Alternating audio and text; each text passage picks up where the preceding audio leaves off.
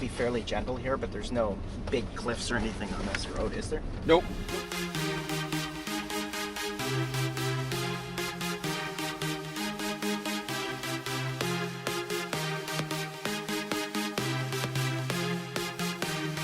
Yo, yo, yo, it's Adam with Chico's Cars, and I'm very lucky to have the new Porsche Cayenne 2019. And I'm going to drive it and let you guys know what I think of it.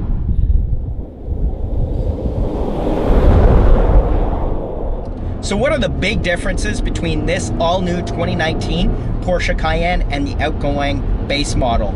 Well, this model has 335 horsepower, so it gets it to 0 to 60 in 6.1 seconds. The outgoing model had only 300 horsepower, and it would get up to speed in about 7.7 seconds. So you're definitely going to notice that difference. This one also weighs 150 pounds less, so that's going to help the dynamics of the car as well as the fuel economy.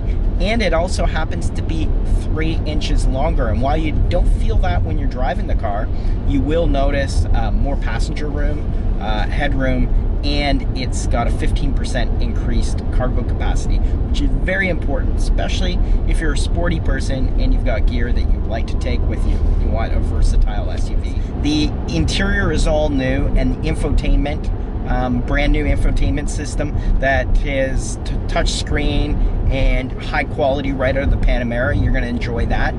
Back LED lights on this car, very, very striking, and LEDs on the front. And while looking at the outside of the car, it doesn't look a ton different from the outgoing Porsche Cayenne. It's still a very, very beautiful car and a beautiful place to be in. How I would compare this to my daily driver, which is a 2018 Q7, I would say this is 20% sportier and maybe 20% less luxurious and versatile, because it doesn't have the space that the Q7 has. Now, cost-wise, this Cayenne is over $90,000. To option this the same way as my Q7, which basically does 0 to 60 in the same time and has a lot of the same information, it'd be about $20,000 more. And what are you paying for? You're paying for the name, you're paying for a sportier experience, and maybe a little bit of improvement on the inside and some of the infotainment over the Audi. It's just newer and a little bit better.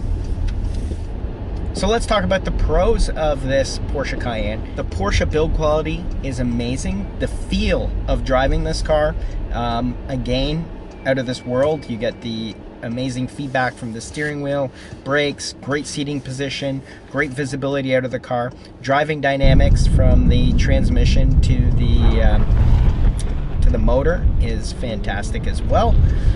So you can't fault those. Plus, I think this is an extremely good looking car from the outside. Very, very nice looking car. Now, cons, as soon as you start putting options on this $76,000 SUV, it becomes exceedingly expensive. So you have to ask yourself, am I willing to pay for my owning a Porsche Cayenne? Kind of get what you pay for, so just is what it is.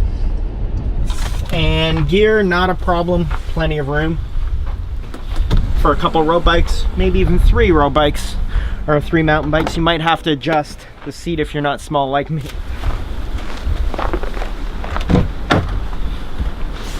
And tons of headroom. I'm tiny, but there'd be tons of headroom for pretty much any size person, and lots of feet room for anyone. And this does recline as well. Doesn't recline a lot, but you can adjust the backrest. Very, very comfortable, very luxurious. Noticeably smaller back seat.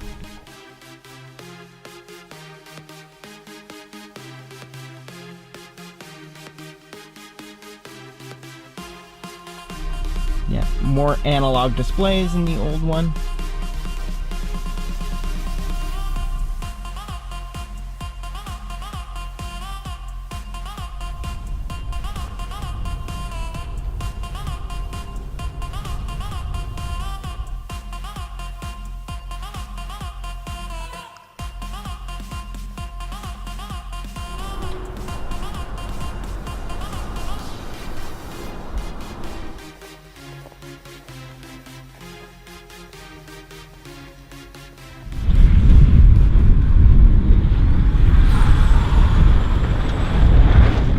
definitely, if you're in the market for a luxury SUV, then you need to do yourself a favor and try out this all-new 2019 Porsche Cayenne. I think for most drivers, and especially me driving it the last 3 days, I never found that this base model motor felt like a base model motor. Plenty great power delivery, lots of torque, and actually quite good fuel efficiency as well. I've been averaging around 10 liters per 100 kilometers. Big thanks as well to Pfaff Automotive Group and Pfaff Porsche for loaning me this car. Please remember to subscribe to Chico's Cars and hit that like button and comment as to whether you like the looks of this new model versus the outgoing model from the interior and the exterior. Thank you guys very much for watching this video. Safe motoring and take care. What do you think of Porsche SUVs? And Porsche going into the SUV market. Yeah, so the way I look at Porsche is a very... 20 years ago, by the way. Yeah. Yeah. I look at Porsche as a very, not as a traditional brand, but a brand that's got a ton of tradition. And I see that in their cars and their race cars on the track. And 911 is the car that epitomizes a German sports car. It's an SUV and a four-door sedan. They're not... Those Lamborghini's doing it. They're not driving machines. Bentley's got SUVs. Rolls-Royce has an SUV. Rolls-Royce I'm okay with because they're a four-door sedan company. That's what they built. So to go into a bigger version of that, that is not as big a stretch. And you know, like I said, I appreciate the business aspect of why you go into a new category and expand, share, and do it. Like, I totally get that. I'm probably now the small subset that sees Porsche as a German sports car company, where everybody else sees it as a luxury car company. Right. That has to have an offering in a two-door coupe, a four-door sedan, and an SUV. And now they've got like multiples in those categories. I could actually see myself driving this car and enjoying it, but I couldn't see myself buying this to replace a sports car experience. Agreed.